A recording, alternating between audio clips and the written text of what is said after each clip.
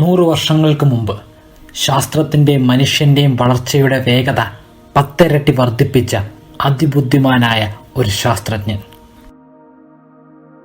ആ ഒരു ഒറ്റ വ്യക്തിയുടെ പ്രഭ കൊണ്ട് നമ്മൾ മനുഷ്യരുടെ ജീവിതം തന്നെ മാറുകയായിരുന്നു. നമ്മൾ പ്രപഞ്ചത്തെ കാണുന്ന രീതിയിലും വലിയ മാറ്റമുണ്ടായി. ശാസ്ത്രലോകവുമായി യാതൊരു ബന്ധവുമില്ലാതെ, ആരാരും അറിയാതെ ഒരു വ്യക്തി ഫിസിക്സ് പഠിക്കുന്ന തിരക്കിലായിരുന്നു. അന്ന് അദ്ദേഹം സ്വിറ്റ്സർലൻഡിലെ ബേണിൽ ഒരു ക്ലർക്കായിരുന്നു. അദ്ദേഹത്തിൻ്റെ പേരാണ് ആൽബർട്ട് ഐൻസ്റ്റീൻ. ആ ഒരു കാലയളവിൽ ലോകത്തെ ഞെട്ടിച്ച 5 പ്രബന്ധങ്ങളാണ് അദ്ദേഹം പ്രസിദ്ധീകരിച്ചത്. ആറ്റത്തിൻ്റെ വർക്കിംഗ് മുതൽ സ്പേസും ടൈമും വരെ നീണ്ടു നിൽക്കുന്ന അദ്ദേഹത്തിൻ്റെ കണ്ടുപിടുത്തങ്ങൾ ആരെയും ഞെട്ടിക്കുന്നതായിരുന്നു.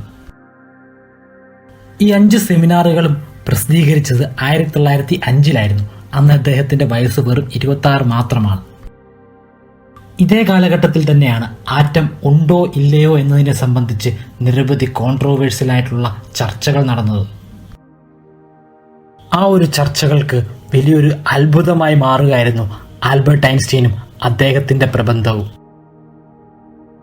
ആ തിയറിയിൽ അദ്ദേഹം പറഞ്ഞത് പ്രകാശം ഉണ്ടായിരിക്കുന്നത് എനർജിയുടെ ചെറിയ പാർട്ടിക്കിൾസ് ചേർന്നാണെന്നാണ്.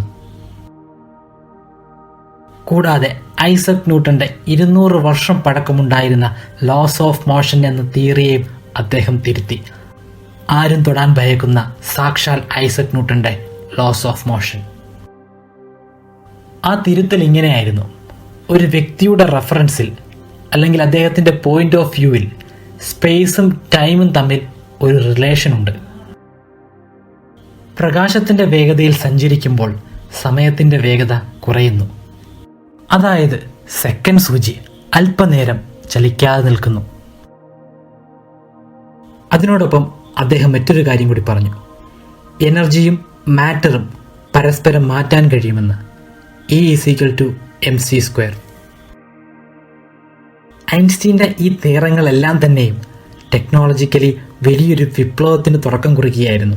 20-ാം നൂറ്റാണ്ടും 21-ാം നൂറ്റാണ്ടും ഇനി എങ്ങോട്ടാണ് ചലിക്കേണ്ടത് അല്ലെങ്കിൽ എങ്ങോട്ടാണ് ചിന്തിക്കേണ്ടതെന്ന് അദ്ദേഹം തീരുമാനിക്കുകയായിരുന്നു. ലേസറുകൾ, ഇലക്ട്രോണിക് സെൻസറുകൾ, ന്യൂക്ലിയർ ഫ്യൂഷൻ, ഇതെല്ലാം ഒരൊറ്റ മനുഷ്യൻ്റെ കഴിവിൽ നിന്നുണ്ടായതാണ്. 1905 എന്ന് പറയുന്ന ഒരു മാജിക് ഇയറിൽ നിന്നുണ്ടായതാണ്. മറ്റുള്ളവരിൽ നിന്നും തീർത്തും വ്യത്യസ്തമായിട്ടുള്ള ഒരു പ്രവർത്തന രീതിയായിരുന്നു ആൽബർട്ട് ഐൻസ്റ്റീൻ ഉണ്ടായിരുന്നത്. ഒന്നിനോടും വഴങ്ങാത്ത അദ്ദേഹത്തിൻ്റെ മനസാന്നിധ്യം അദ്ദേഹത്തെ മറ്റുള്ളവരിൽ നിന്നും തീർത്തും വ്യത്യസ്തനാക്കി. എത്ര വലിയ ശാസ്ത്രജ്ഞൻ നിർമ്മിച്ച തിയറിയാണെങ്കിൽ പോലും അദ്ദേഹം അത് അതേപടി മിഴുങ്ങുകയില്ലായിരുന്നു. അതിലെന്തെങ്കിലും തെറ്റുണ്ടെങ്കിൽ ആ തെറ്റുകൾ തിരുത്തിയതിനു ശേഷമാണ് അദ്ദേഹം അത് പഠിച്ചിരുന്നത്.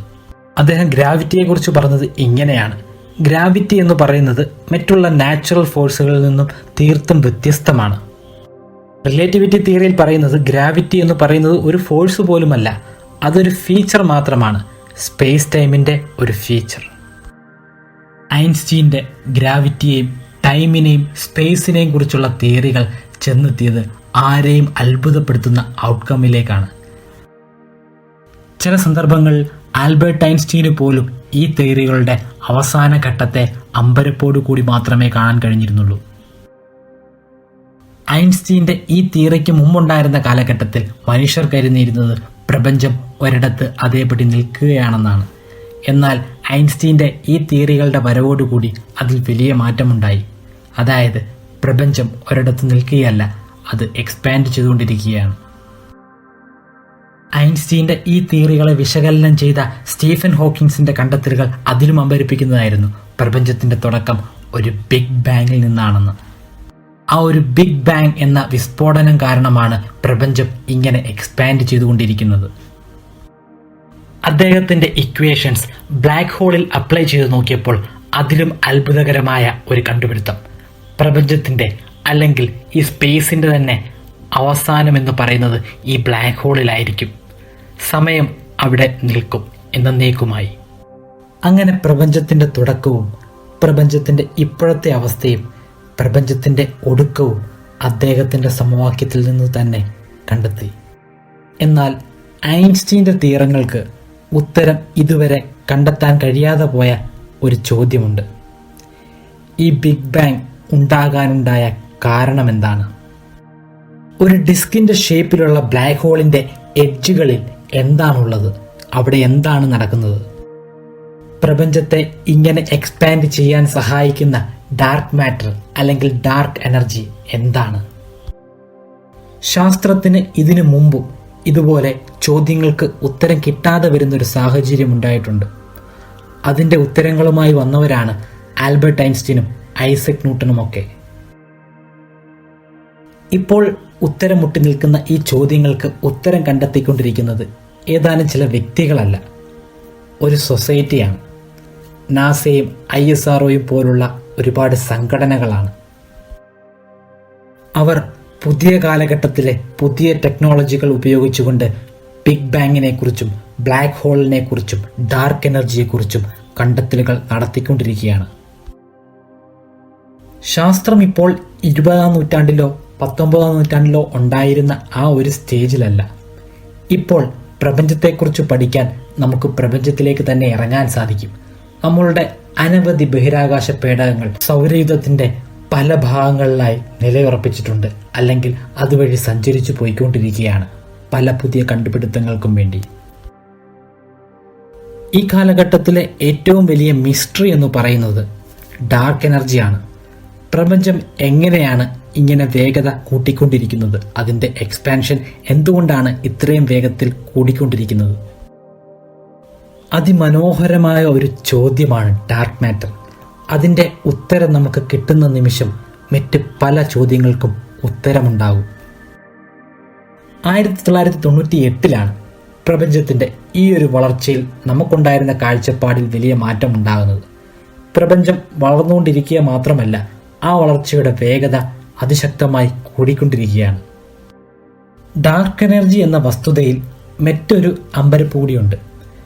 നമ്മളുടെ കണ്ടെത്തലുകളിൽ ഡാർക്ക് എനർജി എന്ന് പറയുന്നത് പ്രപഞ്ചത്തിൻ്റെ 70% നമ്മൾ കണ്ടെത്തിയിട്ടുണ്ട്.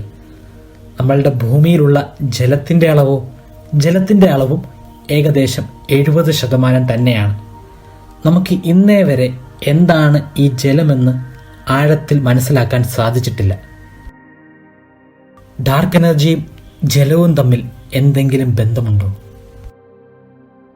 പക്ഷേ ഇതിനൊക്കെ വിപരീതമായി ആൽബർട്ട് ഐൻസ്റ്റീൻ ഒരിക്കൽ പറഞ്ഞു, ഗ്രാവിറ്റിയുടെ പുള്ളിന് എതിർവശത്തേക്ക് മറ്റൊരു പുള്ളുണ്ട്. ഇത് രണ്ടും തമ്മിൽ പരസ്പരം തുലനം ചെയ്തു പോകുന്നത് കൊണ്ടാണ് ഈ ഒരു യൂണിവേഴ്സ് ഇതേപടി സ്റ്റാറ്റിക് ആയിട്ട് നിലനിൽക്കുന്നത്. ഇതിനെ അദ്ദേഹം കോസ്മോളജിക്കൽ കോൺസ്റ്റന്റ് എന്നാണ് വിശേഷിപ്പിച്ചത്.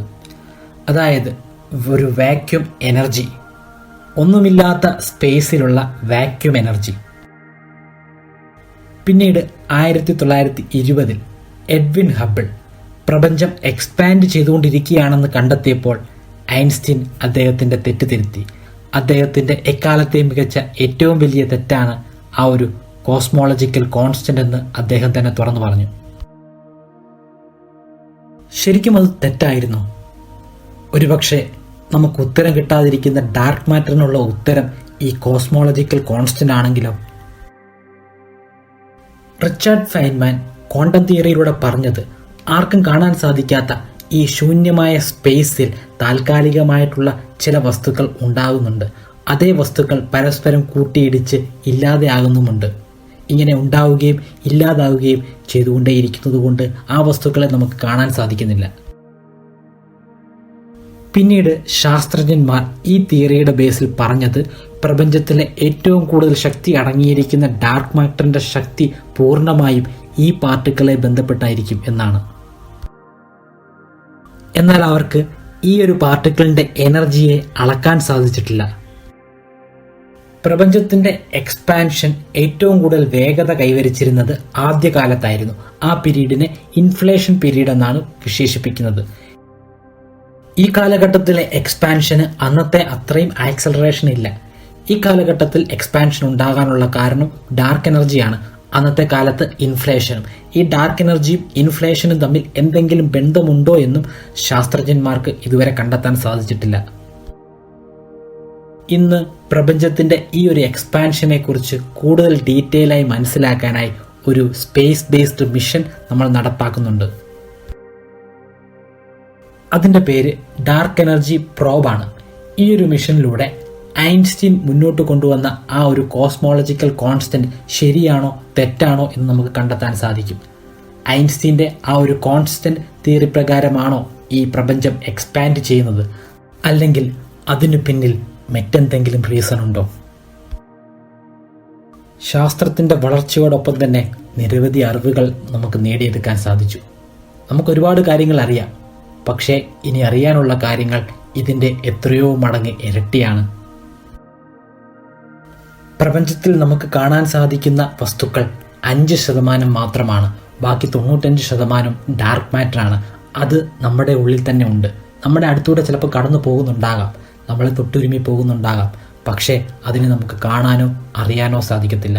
പക്ഷേ അത് ഉണ്ട് എന്ന കാര്യത്തിൽ ഒരു സംശയവും വേണ്ട.